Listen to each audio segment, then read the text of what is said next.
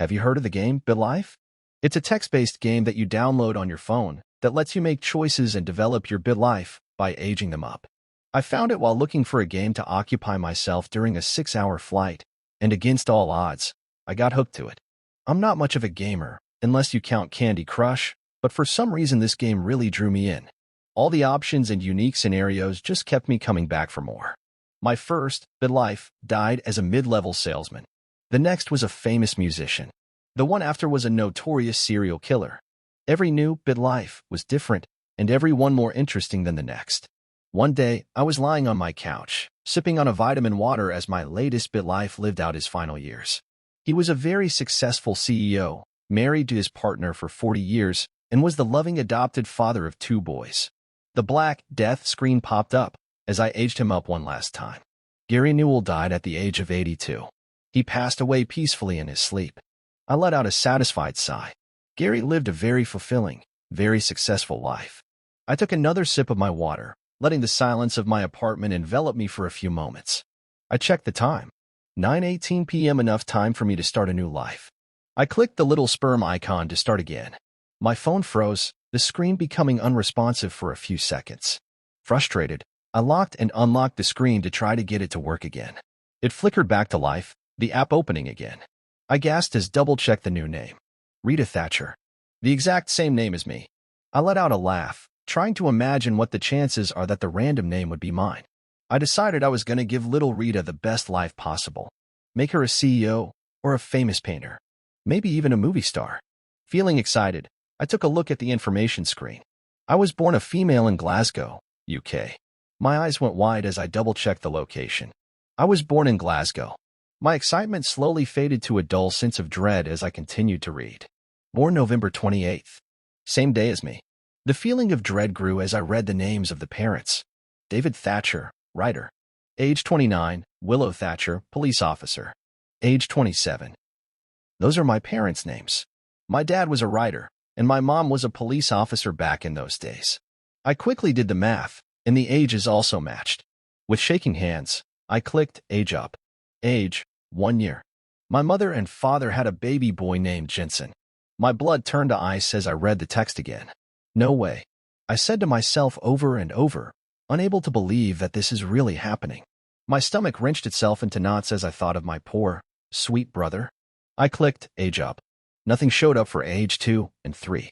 With each blank screen, the feeling of dread that sat inside me eased up just a little. I tried to imagine what the odds of all this being a coincidence was. Probably impossibly low. I clicked Age Up. Age 4. Your parents want to buy you and your brother a pet spaniel named Daphne.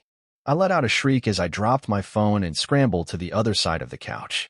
I fell off the edge, my butt hitting the cold, tiled floor. I sat there for a bit, curled up and taking deep breaths.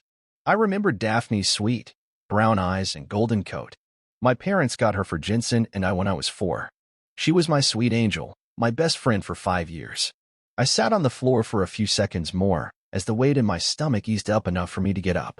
I went to the kitchen, grabbed a glass from the cabinet and poured myself some water. I leaned against the counter, taking slow sips as the feeling of dread faded little by little. I placed the empty glass in the sink and turned the hot water on, grabbing the sponge and dish soap as the water heated up. Still in a daze, I cleaned the glass, rinsing off the suds and placing it on the rack to dry. I think I'm just tired. Overworked and delusional from working a double shift. I'll just turn off the game and go to bed. I jumped as a ping sounded from the lounge. It's my phone, letting me know I had a message. I made my way to the lounge, sitting back on the couch as I picked up my phone and glanced at its screen. Bitlife was still open, its text waiting patiently for me as I swiped down and checked the notification. It was from Bitlife. Don't leave just yet, it said. You must be losing your mind, Rita. I told myself as I clicked Age Up, bracing myself for whatever came next. It's just a game. I tried to tell myself. It didn't help. Age, 6 years. My dad is now addicted to alcohol. I tried to lock the phone, my hands fumbling over the button over and over in a panic. The screen refused to lock, the text becoming blurry as I started to cry. In frustration, I threw my phone across the room. It gave a loud crack. As it bounced against the wall, its screen ripping off and hanging from the main body. The phone started pinging. Slowly at first, but picking up speed until it became a torrent of noise. Mechanically, I made my way over to it, delicately picking up the screen as its cabling snapped off and left the main body behind.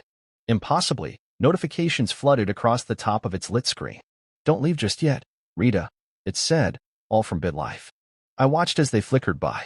Suddenly they stopped, one final message popping up from the text app. It was from my dad. "Keep playing, Rita." I clicked age up. Age, 7 years. My brother Jensen died at the age of 6. My eyesight became more blurry as tears flowed down my face. He died in a car crash. My dad was driving that car. He picked him up from nursery school and was on his way to pick me up from my school when it happened. It was a head-on collision.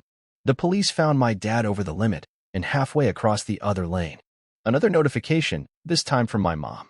"Keep going." Numbly, I clicked age up. Age, 8 years. My mom died at the age of 35. The phone speakers came to life from the other side of the room, giving me a start. 2 voices flooded out of it. It's been years, but I recognized my parents' voices. It started out hushed, both of them whispering to each other so as to not wake little Rita. Soon the voices grew louder and louder, filling the living room as they screamed angrily at each other. I cupped my ears, trying to drown out the sounds. It grew louder, the noise filling the room until I screamed, trying to drown them out. Suddenly it stopped. A door slammed and the sound of heavy footsteps marched away. I heard someone open a kitchen drawer, the utensils clanging together inside it as someone rifled around. They pulled something out, slamming the drawer shut as they made their way back to where they came. I heard another ping come from my phone. She was stabbed by my father during an argument. The screaming turned my blood to ice.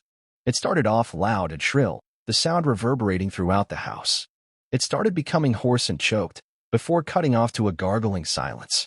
I cupped my hands over my ears, dropping the screen as I curled into a ball. I began screaming, telling it to stop as the sounds of my dad's labored breathing joined the sounds of his knife. Suddenly it cut off with another ping. As my vision returned, I looked up at the screen. "Keep playing, Rita." I clicked age up. Age, 9 years. My father committed suicide in prison at age 38. I've been sent to an orphanage. I clicked again. Age up. Age, 13 years. I was adopted by Adam Whiteley and Sarah Whiteley. Another ping. Almost there. Age, 15 years. My adoptive father hit me for not finishing dinner. Ping. Age up. Age, 18 years. I ran away from home. Age, 19 years. I got a job as a barista. Asterisk age, 20 years. 22 years. 25. My breathing is shallow. My head is fuzzy and my hands are shaking as I stare at the screen. 25 years. I turned 26 today. I jumped as I heard another ping. Almost there. I clicked age up. The black death screen popped up. Rita Thatcher died at the age of 26. I screamed as I heard my front door creak open. She was killed while at home.